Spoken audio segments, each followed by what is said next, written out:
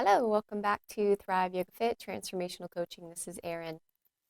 So, today's podcast is again very personal one because I try to do these podcasts from a place of authenticity of what's really going on in my life. And it's interesting when I get to meet people in person or they reach out to me who've been listening to the podcast for a while and they'll quote things at me that I've said in the past. It's like, oh yeah, I still believe that, or like, oh, I've changed about that.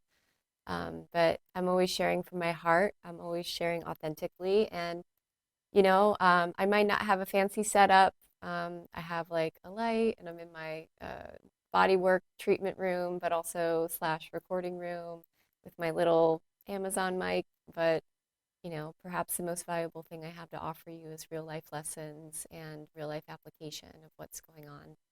Because, I can give you tools, but, what's the use of tools if you don't see the application of it? It's like, learning vocabulary words, but then not, seeing them in a sentence and how they're used, right? So that's what I try to offer you. And I just do it as authentically as I can. Hopefully you're enjoying this. So those of you who have been listening, especially to the last episode, know that I went through a breakup, and it's been about a little bit over 3 weeks now. And it's the hardest thing I've ever gone through. 100%. Oh, crying so soon. um, it pushed me to the brink of insanity. Absolutely. And it's the first conscious partnership I've ever had. And that means, both people were spiritual and trying to grow with one another. That being said, it's the most challenging partnership I've ever had. And, sometimes you can love a person as much as you can, right? And they love you as much as they can. But sometimes there's just like mismatch and growth patterns or life goals or compatibility overall as far as building a life together, right? You can love someone and it can still not be a right match, right? So that is the case that happened for me. It started becoming more and more apparent that we weren't syncing up in the way that would be necessary to have a somewhat normal life. um, and it was heartbreaking, yeah, for both of us, I'm sure.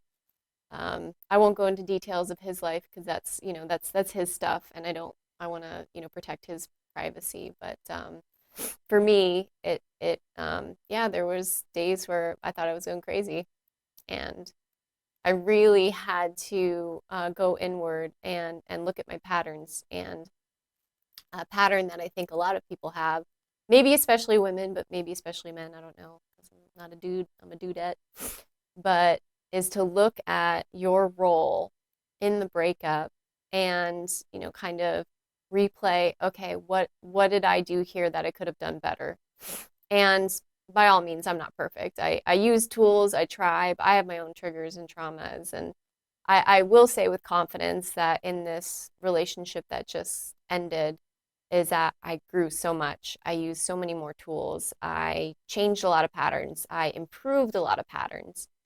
And, I can hold my head high saying that, wow, I really tried. I really loved as deeply as I could. And that's why probably I've hurt so bad, is because I loved as deeply as I could. I held nothing back. And it's difficult sometimes to do that, with a person and spend 6.5 years building something and then, it just kind of falls apart. It's devastating, right? If there's anything in life that you put that much work into and then just like, and then you don't get to process with that person, because of, the way that they process is different. Don't get to unpack it. Then it's like you're kind of left holding the bag of like, okay, what's in here? So anyone, now this is a holiday time, and I know a lot of people that are going through different breakups and, hard times and things, but I just want to share this because it might be helpful for you. Is I'm going to say this, I'm going to explain. It's not your fault, right? So, my friend Becca, last night I was packing up my house because We had just moved into a house. It's really big, and I didn't want to be there by myself. I'm going to move in with my friend Sue for a little while, and I'm going to be traveling, so it's kind of perfect. And my cat really loves it there, but we were in the kitchen, and she's a beautiful, loving person. And she said to me, "You know, it's not your fault, right?" And I paused, and I said, "What do you mean?" She said, well, in a relationship, both people have a role here and each person has their parts. She said, it's a tendency for women to take on more of the blame. Like, maybe I could have done this differently or fix this or, and it struck me because the thing that had been torturing me the most, that made me feel the most grief, was like, oh my gosh, what could have I done different? Da, da, da. And I think that having self reflection and like really looking at your role and in a sort of dissolving of a relationship or a breakup is important, but not right away. Not right away, because you have to take care of you. You have to get yourself in a mentally and emotionally stable place. And as an entrepreneur and someone who is on the spiritual path, I like to like right away take care of things. And it was not compassionate. And I was driving myself a little crazy. And here's the thing, I'm a coach. I certify people in coaching. I'm a longtime yogi. I have lots of practices that I do pretty much every day. And life is still hard and you still fall apart.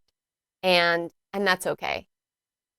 So when she said that, I have realized that I was, taking too much. I was like putting it all on me, like, oh my gosh, if I could just change this or do this. And the thing is, I have been changing, I have been growing, I have been using tools. And so when she said that, it struck me. And so if you're going through a breakup right now, there's no way that it's completely your fault. No way. I guess unless you like murdered the other person, then maybe. But for most of us, it takes two to tango, and it's reactive patterns back and forth. It's your childhood, it's your conflict resolution skills, it's your communication skills, right? So it's not all your fault. It's just it's impossible if you're in a relationship with another person, and that was really powerful for me. And because yeah, again, both people had a role here and there's things on both sides, so that brought me a lot of peace. The second thing that's been bringing me a lot of peace through this process is and it's interesting how messengers come into your life right when you need them, right?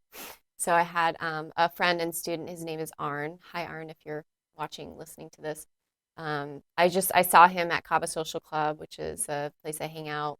The owners have been on my podcast before, Sarah and Bodie. And he told me about a book that he read, which is Love Yourself Like Your Life Depends on It. And it's by Kamal Ravikant. I hope I'm saying his name, Ravikant. Uh, and I had seen Arn's transformation, right? He was trying to run, I believe, like 100-mile race. And I think it changed up. I've watched him grow. Like I've watched him almost like for a while it looked like he was imploding into himself, and I just watched him blossom. And you can just tell that he loves himself. And he shared that there was something going on in his life, his relationship, to where he was going through a bit of turbulence, and he read that book. I think he said like 12 or 13 times. Like, wow. And he said, by the time, we did repair the relationship, he's like, I would have been fine without it because I loved myself so much. So, I immediately download the book, and the author is really humble, and he talks about how he maybe didn't even want to release the book at first because he was like, oh gosh, like it's so personal and vulnerable, and like, are people really going to benefit from this? And he, with the encouragement of friends, yes, he did. And I'm so glad that he did. So there's a phrase that I've just been repeating to myself, and it's, I love myself. I love myself. I love myself. He also has an activity, which is similar to an activity I have in one of my books, where you look in the mirror and you love on yourself. And so I would say, I love myself. I love myself. I'm like driving in my car. I'm like, I love myself. I love myself. I love myself. And it was really important because if you are aware of your inner dialogue, especially during a turbulent time like a breakup, and you know, here's the thing is how often are you present? It's probably 5 to 10% of the day, maybe less if your mind's really whizzing around. And when you come out of that present moment, and probably you're going back and reflecting, like, oh gosh, what could I da da da da da? And a lot of the times, the dialogue that comes up, if you have like a what's wrong with me, or like, what did I do wrong, like a shame or a guilt pattern, which almost everybody does, chances are the dialogue that you're saying to yourself is destructive. And I was definitely pulling myself down. It's like I would get out of the hole and I'd be like, okay, I'm good. I'm good. And then like it just go right back into the hole, like a little snare, just grab my ankle and pulled me down. I have to climb back up.